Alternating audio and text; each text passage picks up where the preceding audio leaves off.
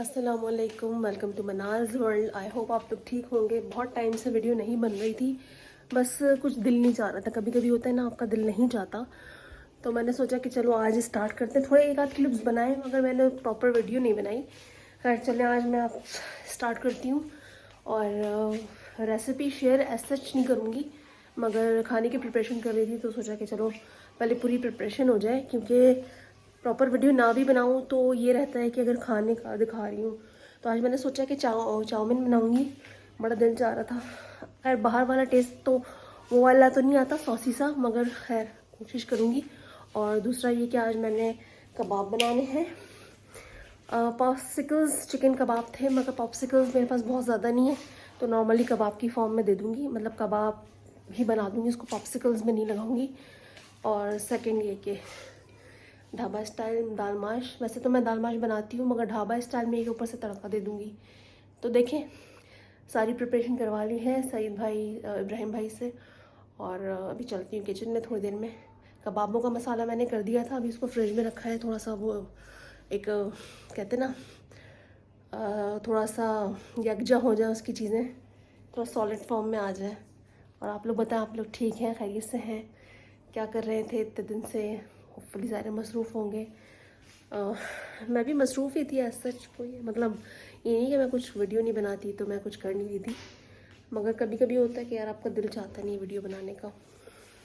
अब बहुत सारे लोग कहते हैं कि जब आपकी इनकम शुरू होती है तो फिर आप कुछ भी करें, आपको वीडियो बनानी पड़ती है। तभी मेरे साथ ऐसा कुछ सिलसिला है नहीं। खैर एक्स्ट्रा लाइट्स बंद की हैं। वैसे यहाँ पर अब सर्दी का स्टार्ट हो रहा है तो ज़रा जल्दी अंधेरा हो जाता है। तो चलते हैं किचन में। जी किचन में मैं आ गई हूँ और यहाँ पर मैंने दाल माश का जो है वो मसाला बना दिया है। इसमें मैंने अदरक लहसुन डाला और उसको भूना। उसके बाद मैंने प्याज डाली, सबसे पहले फ्राई की, उसके बाद अदरक लहसुन डाला। साथ में मैंने जो है वो चॉप की हुई जो है वो प्याज डाली। जब अच्छी तरह से हो गई, इसमें टमाटर ग्राइंड करके डाला और वही बेसिक मसाले डाले। जब मसाला भुन गया तो फिर मैंने जो है वो दाल माश डाल दी। साथ ही फ्रूट्स में आपको दिखा रही थी। और तारी का मसाला जो है वो भी बन गया है। और बस ये दाल माश का जो है मसाला भुनने वाला है। और सबका अपना अपना स्टाइल होता है दाल बनाने का, पकाने का।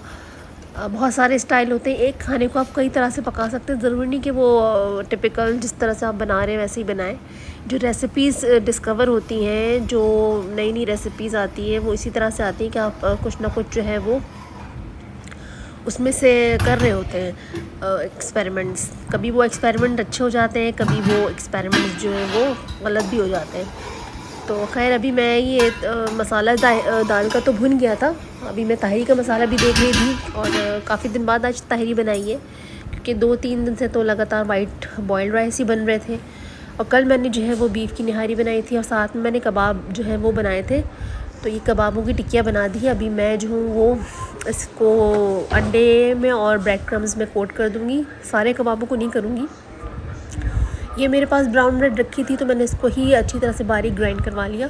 वैसे आप चाहें तो बाहर से बने हुए ब्रेड क्रम्स भी ले सकते हैं, और अगर कुछ भी ना हो तो आप जो है वो कॉर्नफ्लेक्स को भी अच्छी तरह से बारीक वो कर सकते हैं। अच्छा, यहाँ पर मैं आपको वही दिखा रही थी कि मैं कबाबों को कोट करके रख रही हूँ। सारे नहीं रख रही, 10-15 जो है वो मैंने लगा कर रख दिए, बाकी मैंने रख दिए थे फ्रीज़र में। और बस यही होता है, रोज़ यही सोचना पड़ता है क्या पकाएं, और इसी तरह से हमारी ज़िंदगी जो है वो गुजर जाती है। बहुत मुश्किल काम होता है रोज़ ये सोचना, और सबकी पसंद का भी ख्याल रखना कि भाई किस सब खा ले, सबको पसंद आ जाए।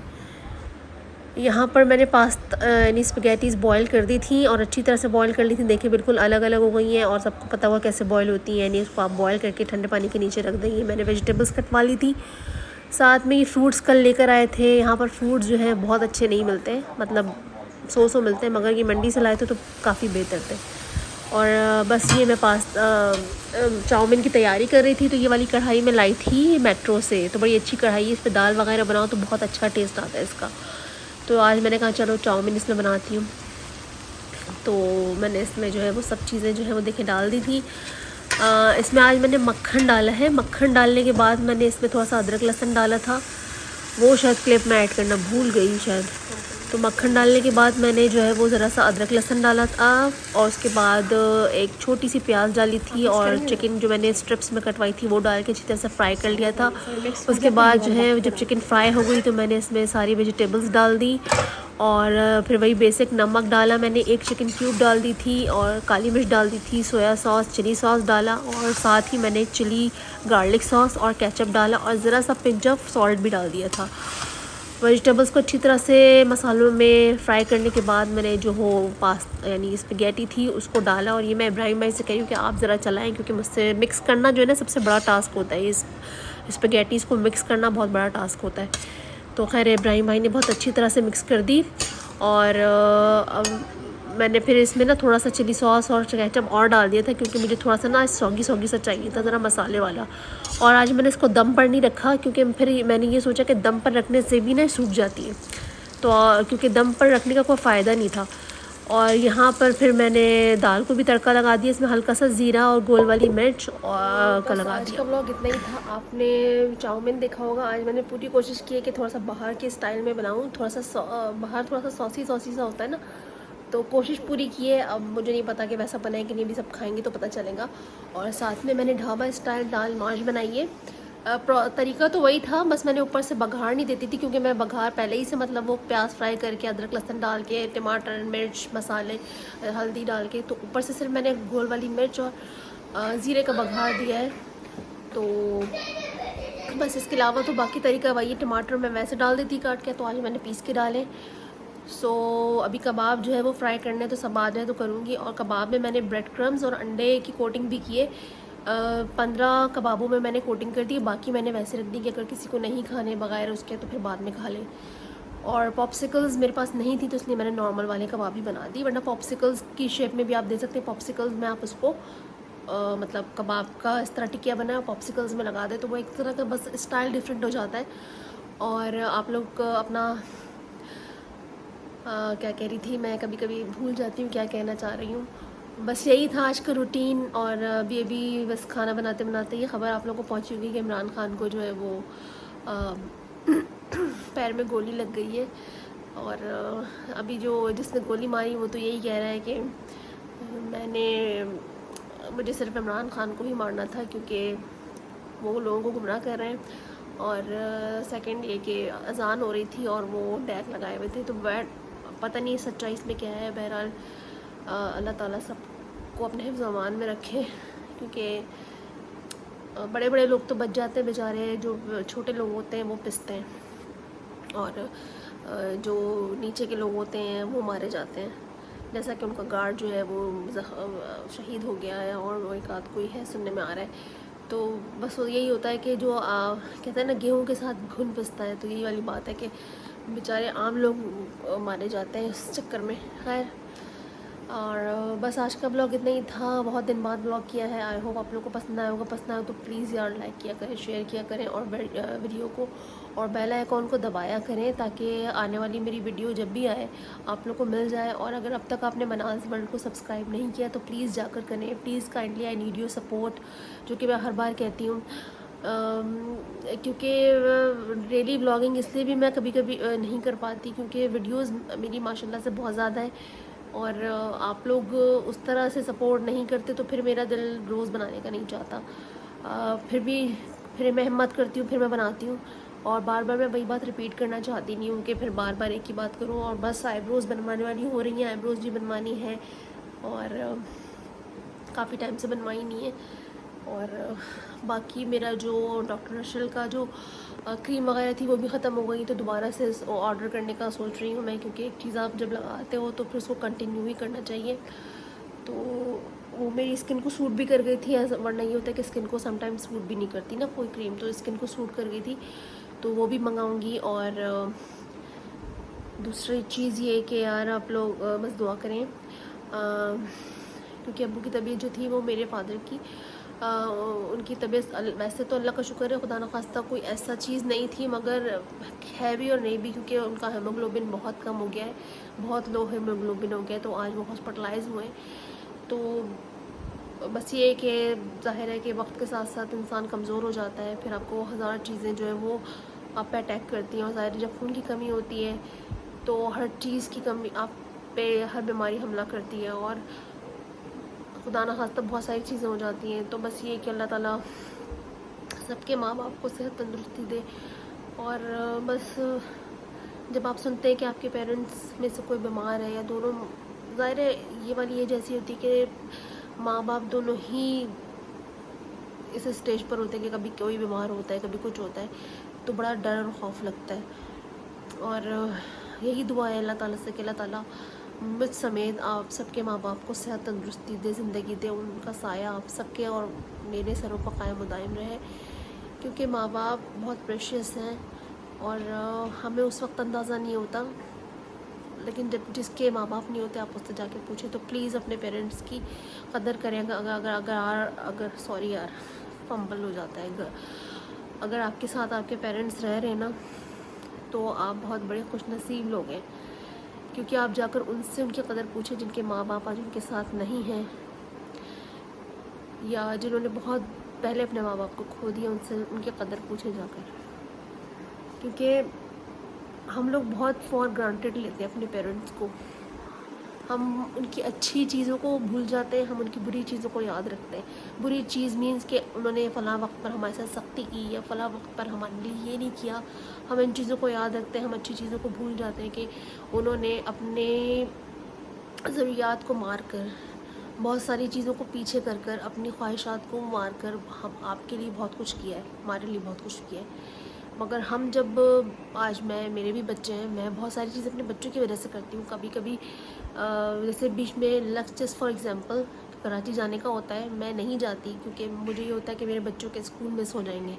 तो ये मैं कुर्बानी ही देती हूँ ना एक तरह से। हालांकि मेरा भी दिल चाहता है कि शादी है, वहाँ पर फंक्शन ज़्यादा होते हैं, वहाँ पर इवेंट्स ज़्यादा होते हैं, कुछ ना कुछ होता रहता है वहाँ पर, तो मेरा भी दिल चाहता है। मगर ये कुर्बानी, एक सेक्रीफाइस है कि ठीक है मैं अपने शौक़ की खातिर अपने बच्चों का स्कूल मिस नहीं करा सकती, तो ये एक कुर्बानी ही है।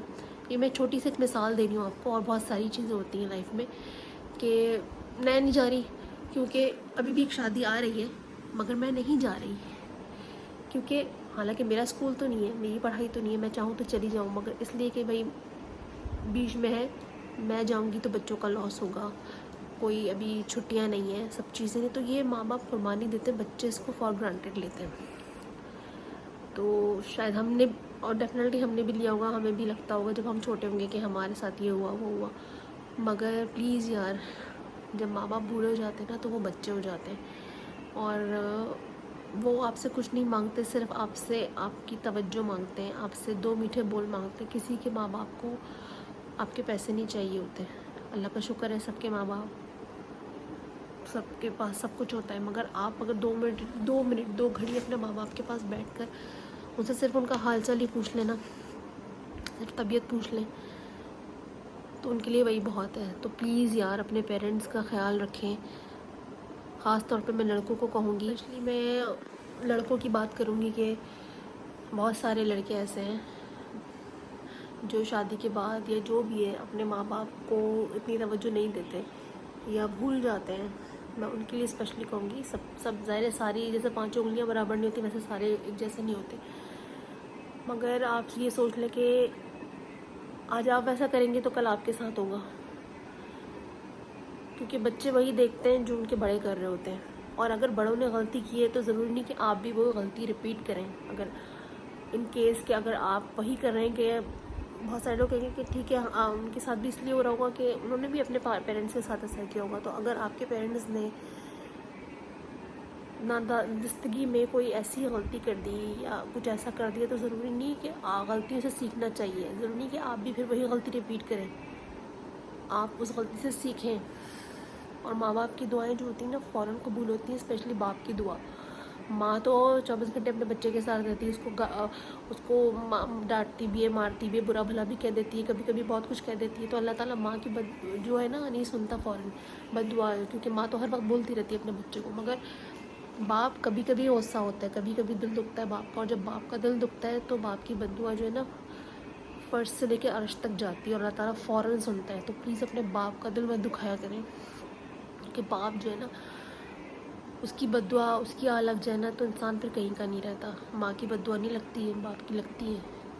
तो प्लीज़, ये इनडायरेक्टली बहुत सारे लोगों को मैसेज है। मैं ये नहीं कह रही कि मैं बहुत परफेक्ट हूँ, मैं बहुत अच्छी हूँ, मगर मेरी कोशिश ज़रूर होती है कि मैं अपने किसी फेल से, किसी अमल से ऐसा ना करूँ।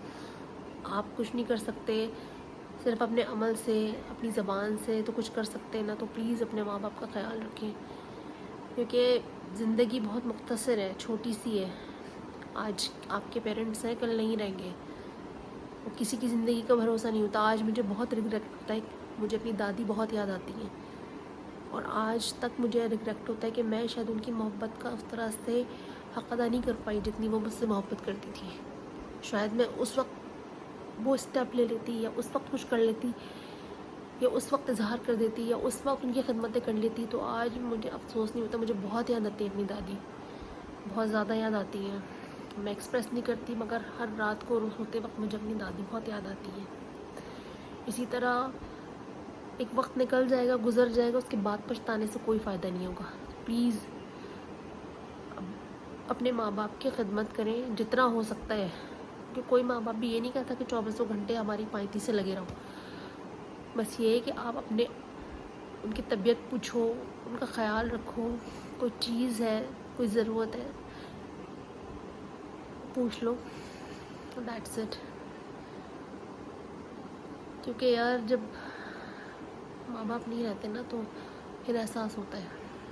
और मैं अक्सर सोचती हूँ कि जिनके माँ बाप नहीं हो तो उन्हें कैसे महसूस होता होगा, और जिनके नहीं है उनको फिर दूसरे के माँ बाप का भी एहसास होना चाहिए। क्योंकि अगर आपके नहीं है तो फिर आपको दूसरे के माँ बाप की तकलीफ़ का ज़्यादा एहसास होना चाहिए, आपको ज़्यादा ख्याल करना चाहिए। खैर, कहने को बहुत कुछ है, मगर बहुत कुछ कह भी सकती हूँ और बहुत कुछ नहीं भी कह सकती। बस इसी के साथ, इसी मैसेज के साथ अपना बहुत ज़्यादा ख्याल रखिएगा, मुझे दुआ में याद रखिएगा। वीडियो पसंद आया हो तो लाइक शेयर सब्सक्राइब करिएगा। अल्लाह हाफिज़, टेक केयर, गुड बाय।